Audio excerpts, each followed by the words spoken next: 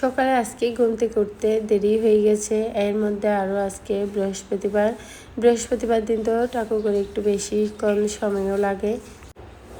তো কি আর করার, এখন পুজোটা দিয়ে নিচ্ছি। ঘটের উপর আজকে দিলাম আমি একটা আপেল, বাসায় যেটা থাকে সেটাই দিই আর কি।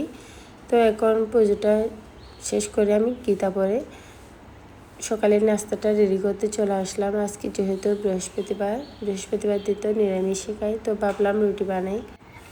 বেশিরভাগ সময় তো রুটি সকালে বানানো হয়, তো আজকে রুটি দিয়ে চা খেয়ে নেব।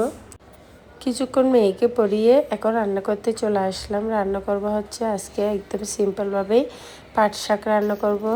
নিরামিষভাবে রান্না করতেছি। আগে প্রথমে আমি ডালটা ফুটতে বসিয়ে দিলাম। ফোটানোর জন্য এখানে দিলাম একটু লবণ আর মরিচের গুঁড়া। এখন আমি পাট শাকটা দিয়ে আর একটু ভালো করে সিদ্ধ করে নিচ্ছি। ফোড়ন হিসেবে এখানে আমি 5 ফোড়নে দিলাম। খুবই সিম্পল রান্না, খেতে খুব ভালো লাগে।